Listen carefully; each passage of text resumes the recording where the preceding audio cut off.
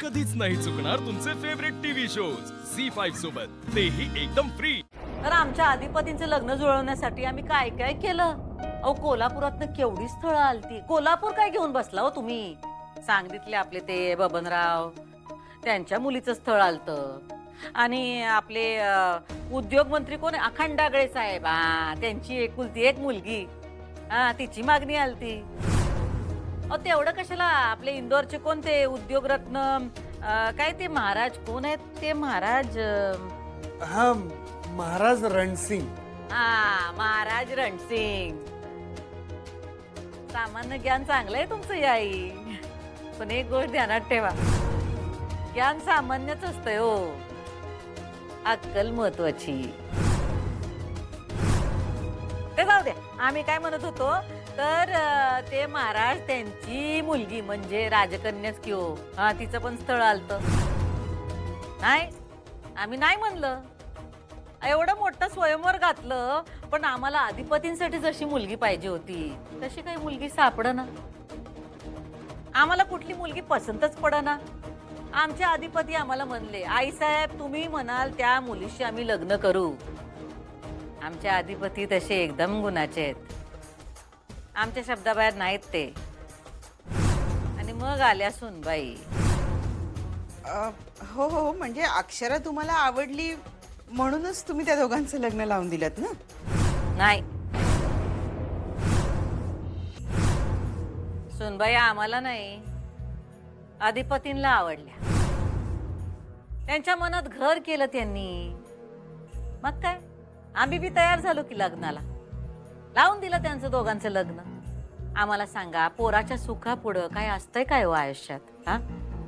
तुम्हाला सांगतो आम्ही, सूर्यवंशींच्या खानदानाला शोभल अशी स्थळं होती, पण त्या सगळ्या स्थळांना आम्ही नकार दिला, कारण आमच्या अधिपतींना अक्षदा पाहिजे होती। मग दिली की आम्ही त्यांना मिळवून। अधिपतींचं लय प्रेम आहे सुनबाईंवर आणि आमचं अधिपतींवर, आणि आमच्यासाठी अधिपतींचं सुख लय महत्वाचं आहे।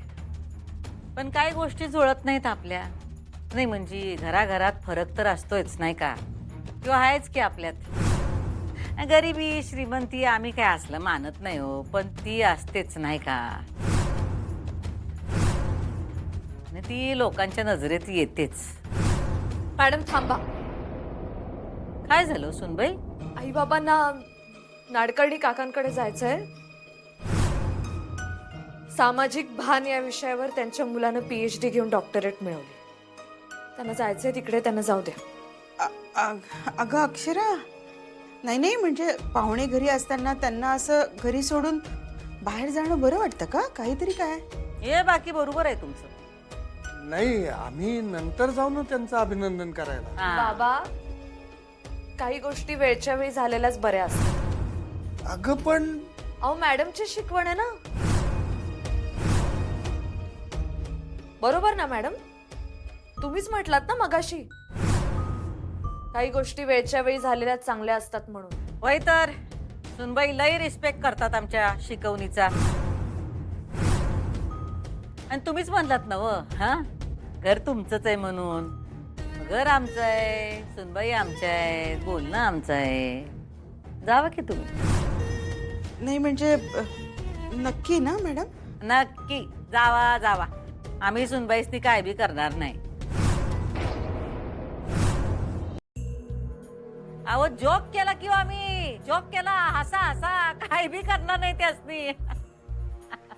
काय घराच्या बाहेर पडताना हसत हसत बाहेर पडावं, म्हणजे कसं काम चांगलं होतं। जावा जावा। बरं, येऊ आम्ही लवकरच। कशाला? म्हणजे म्हणजे या की निवांत या, काय घाई आहे? येतो मग आम्ही। या या। चल येतो अक्षर। हो,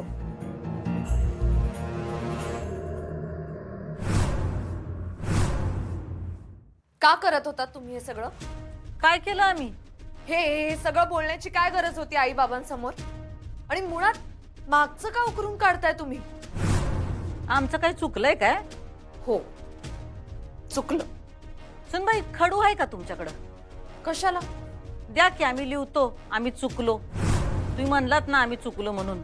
हा शाळेत नाही का विद्यार्थ्याला 100 वेळा लिहायला लावता तसं आम्ही लिहतो फळ्यावर. हा आम्ही चुकलो आम्ही चुकलो आम्ही चुकलो. म्हणजे तुम्ही मान्य करताय की तुम्ही चुकलात. ते तुमच्यासाठी हो, कारण अख्ख्या कोल्हापुरात आम्ही चुकलो असं आम्हाला सांगायची कुणाची बी हिंमत नाही. आणि जर का कुणी अशी हिंमत केली तर घाबरवताय का तुम्ही मला? नाही सुनबाई, आम्ही तुमचं कौतिक करतोय. तुम्ही आम्हाला हे बोलू शकताय आणि आम्ही हे ऐकतोय कारण कारण मी अधिपतींची बायको आहे. आम्हाला कीव येते हो तुमची. केवढासा तुमचा जीव, केवढी तुमची पात्रता. माझी पात्रता तुम्ही काढताय. तुम्ही अधिपतींची बायको हायसा म्हणून पात्रता म्हणलो, नाहीतर खरं तर लायकीच म्हणलो असतो.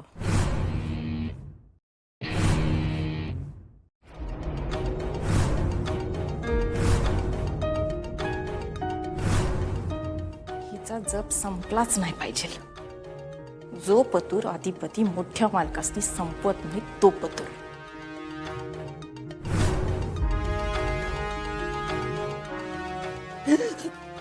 दुर्गे, तू काय करतेस इथं?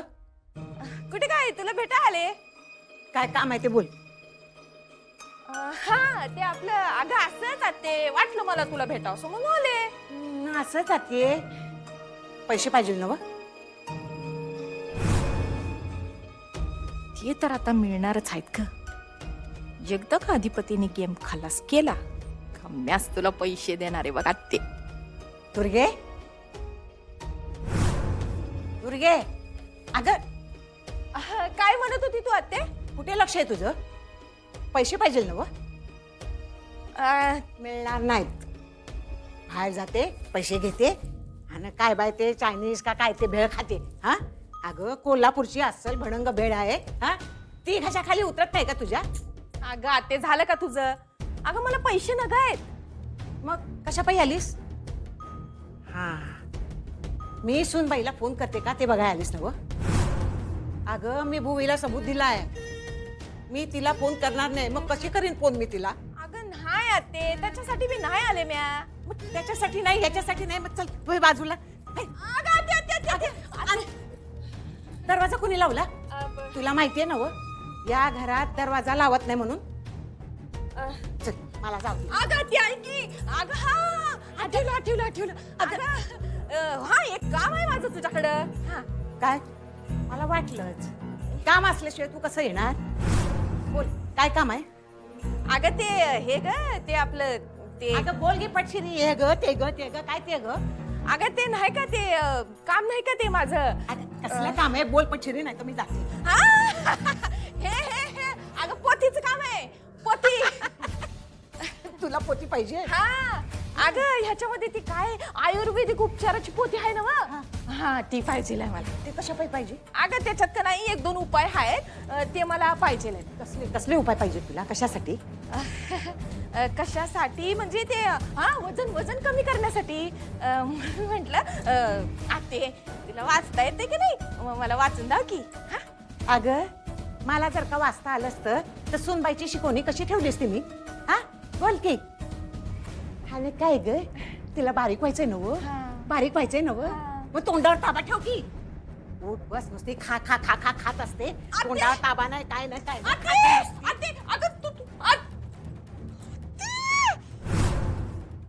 झी5 ॲप डाउनलोड करा आणि पहा सर्व एपिसोड्स एकदम फ्री.